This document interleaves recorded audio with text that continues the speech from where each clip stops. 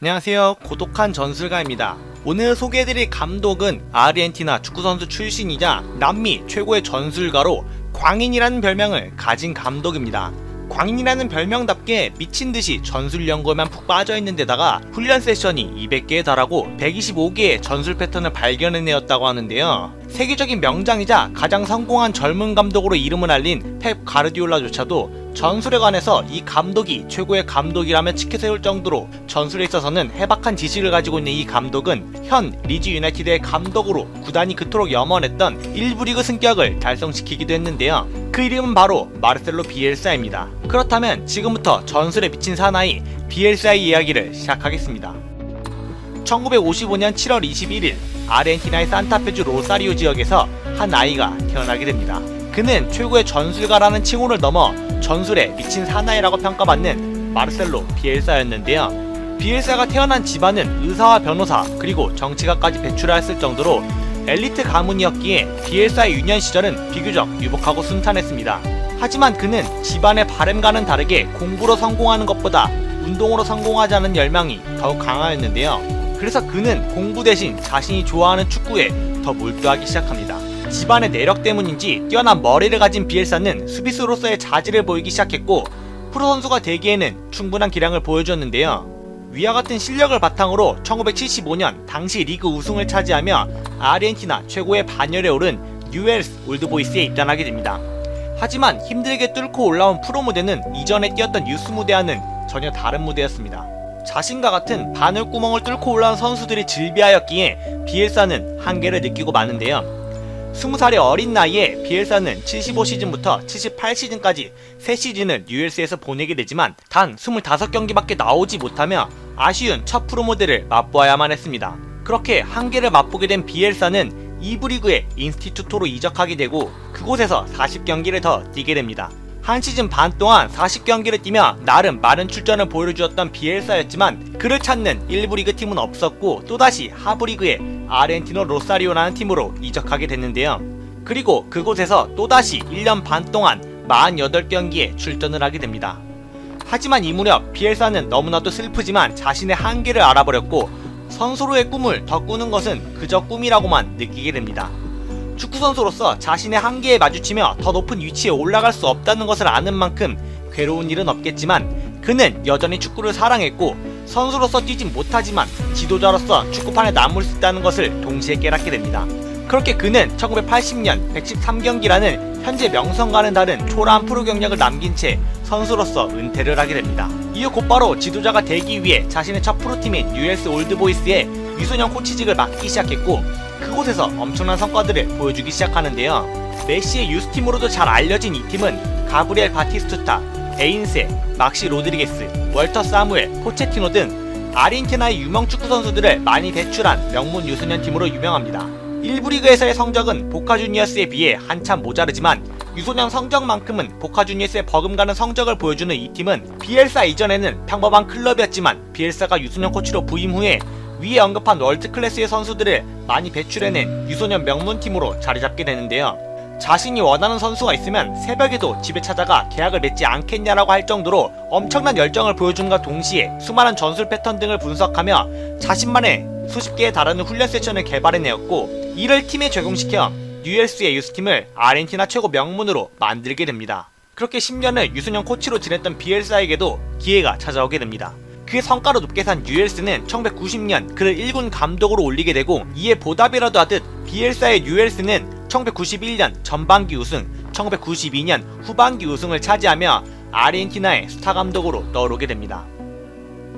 3년간 팀을 리그 최고의 반열에 오르게 했던 비엘사는 박수 칠 때 떠나라는 말을 실천이라도 하듯 우승과 동시에 팀을 떠나 멕시코 리그로 넘어가게 됩니다. 그곳에서 3년간 아틀라스 아메리카의 지휘봉을 잡게 되는데 아르헨티나만큼 강력한 모습을 보여주진 못하였지만 나쁘지 않은 중상위권의 성적을 보여주며 자신의 전술이 국내만 한정된 것이 아니라는 것을 증명해내었는데요. 이후 97-98 시즌 다시 아르헨티나로 귀국하며 벨레즈 사르스필드의 지휘봉을 잡게 되었고 후반기 시즌에 팀을 우승시키며 다시 한번 아르헨티나 최고의 감독임을 보여주게 됩니다.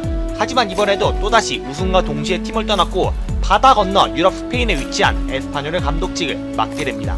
말로 하면 잘해서 유럽으로 진출했다라고 쉽게 설명이 되지만 비유럽 출신의 유럽에서 뛴 적도 지봉을 잡은 적도 없는 바다 건너 나라의 감독이 세계 최고의 리그인 라리가의 감독으로 부임했다는 것은 매우 놀라운 일이라 할 수 있습니다. 하지만 반년도 채 되지 않은 시점에 감독으로 최고의 영예로운 자리라고 할 수 있는 자국 국가대표 감독직 제의를 받게 되고 이를 거절하지 않으며 프로감독 데뷔 8년 만에 국가대표 감독직을 맡게 됩니다. 유명한 선수 출신도 아니었기에 오로지 실력으로만 위의 자리에 오르게 된 것인데요. 그리고 곧바로 지역 예선과 대회에서 좋은 성적을 거두며 2001년 올해 국가대표 감독상을 수상하는 영예도 얻게 됩니다. 그렇게 국가대표 감독직을 맡은 지 4년이 되던 해 그는 자신을 진정으로 증명해내야 하는 시기를 맞이하게 됩니다. 바로 2002 월드컵인데요. 지역 예선에서 압도적인 퍼포먼스를 보여주며 월드컵에 진출했기에 아르헨티나 국민들은 많은 기대를 품게 됩니다. 하지만 그 기대는 오래가지 않았습니다. 본선은커녕 32강조차 통과하지 못하는 최악의 굴욕적인 모습을 보여주고 만 것인데요. 이는 32년 만에 조별리그 탈락이었기에 아르헨티나 국민을 포함한 선수진 그리고 비엘사 본인에게도 엄청난 충격으로 다가왔습니다. 하지만 아무도 비엘사를 비난하지는 않았습니다. 조별리그에서 엄청난 모습들을 보여주었고 월드컵 탈락이 실력이 부족했다기보다는 잘못된 오심의 영향이 컸기 때문인데요. 잉글랜드와의 조별리그전에서 오해는 하지 말아야 할 다이빙을 해버렸고 이에 속아버린 심판이 페널티킥을 내주게 되면서 경기력과는 상관없이 게임에서 지게 돼버립니다. 더군다나 맨투맨 전술을 주로 사용하던 비엘사였기에 한 골을 공짜로 헌납해버린 것은 엄청나게 치명적이었고 잉글랜드가 이를 지켜내며 승리를 차지하게 된 것인데요. 때문에 국민들은 많은 비난을 하지 않았고 그를 좀 더 지켜봐주기로 합니다. 그리고 2년 뒤 2004년 코파 아메리카 준우승을 차지하고 올림픽에서는 금메달을 차지하는 등 2002년의 굴욕을 씻어낼 수 있게 됩니다. 이후 비엘사는 1998년부터 2004년까지 6년의 세월을 보낸 아르헨티나 국가대표 감독직을 내려놓게 됩니다. 슬픈 시기도 있었지만 그래도 유종의 미를 거둔 비엘사는 6년의 국가대표 감독직 생활에 많이 지쳤는지 아니면 쉬지 않고 달려온 25년의 감독직 생활에 지친 건지 이후 3년간 휴식기에 돌입하게 됩니다. 휴식에서 돌아온 비엘사는 2007년 또다시 국가대표 감독직을 맡게 되는데요. 하지만 이번엔 아르헨티나가 아닌 칠레였습니다. 칠레의 지휘봉을 잡게 된 비엘사는 여러가지 새로운 역사와 수많은 기록들을 남기게 되는데요. 역사상 처음으로 우루과이의 몬테비데오 원정에서 승리를 따내는 성과를 보여주는 한편 파라과이에게 홈 3대0 패배라는 최악의 패배를 기록하기도 하였습니다. 그중 활용점정은 1985년 이후 단 한 번도 이기지 못한 페루 리마 원정에서의 승리였습니다. 역사적으로 깊은 앙금을 가지고 있는 두 국가였기에 이 승리로 비엘사는 많은 칠레 국민들의 지지를 받게 됐는데요. 추가적으로 단 한 번도 이기지 못했던 아르헨티나와의 경기에서 승리를 따내는 기록도 세우게 됩니다. 그렇게 롤러코스터와 같은 국가대표 감독 생활을 보낸 비엘사는 이전에 두 번의 월드컵과는 다르게 예선에서 엄청난 퍼포먼스를 보여주며 브라질 다음인 2위로 2010 남아공 월드컵에 진출하게 됩니다. 그리고 이전 2002년과는 다르게 조별리그에서도 통과하며 16강에 안착하는 모습을 보여주게 됩니다. 이로 인해 많은 칠레 국민들은 비엘사 열풍에 빠졌고 그를 떠내보내지 않기 위해 수많은 캠페인을 벌이는 소동까지 발생했는데요. 이런 인기에 힘입어 칠레 축구협회는 더 좋은 계약 조건을 제시하며 2015년까지 계약을 연장하게 되지만 칠레 축구협회 회장 선출 과정에서의 마찰을 겪으며 결국 2011년 2월 사임하게 됩니다.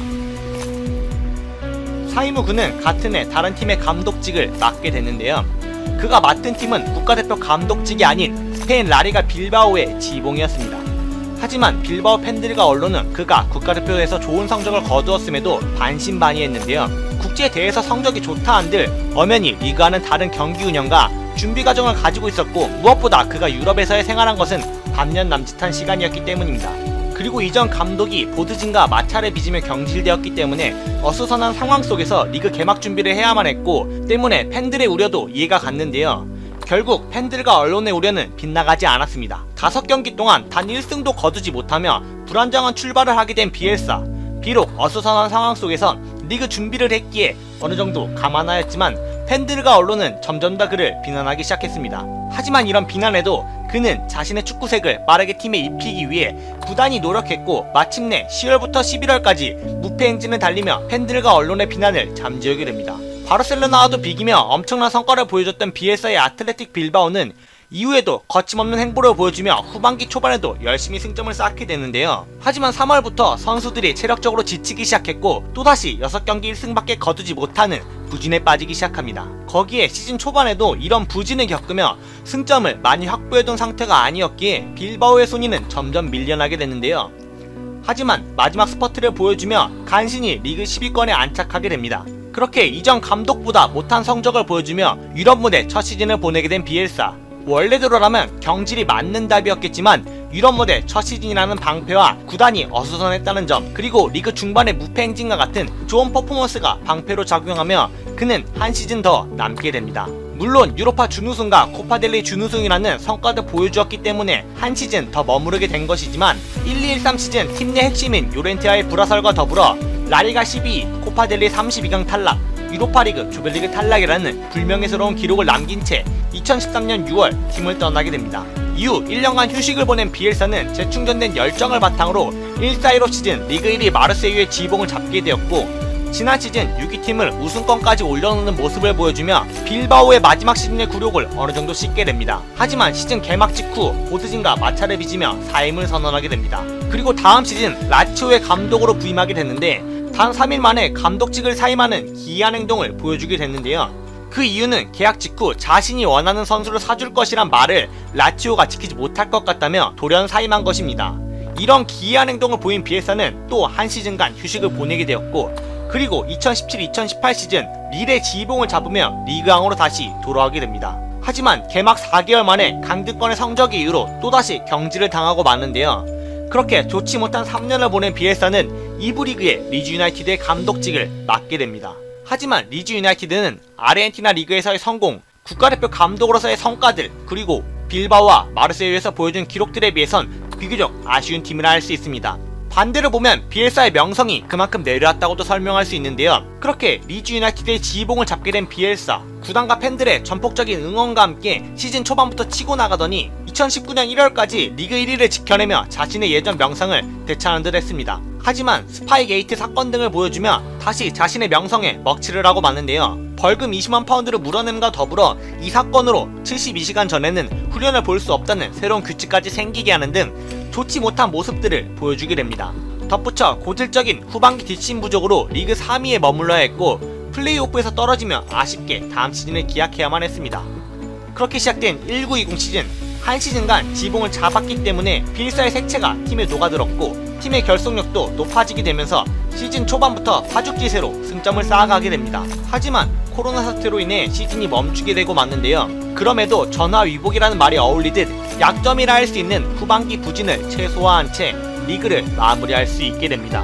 77득점을 하며 화끈한 공격력이라 할 수는 없지만 챔피언십에서 최상위급 공격력을 보여주었고 실점은 35실점으로 리그 최소 실점을 하는 모습들을 보여주었는데요. 그리고 이제 첫 프리미어리그 감독 데뷔를 앞두고 있습니다. 과연 프리미어리그에서도 챔피언십과 같은 강력한 모습을 보여줄 수 있을지, 그리고 다음 시즌 험난한 프리미어리그에서 어떤 전술을 보여줄지 많은 기대가 되는 감독입니다.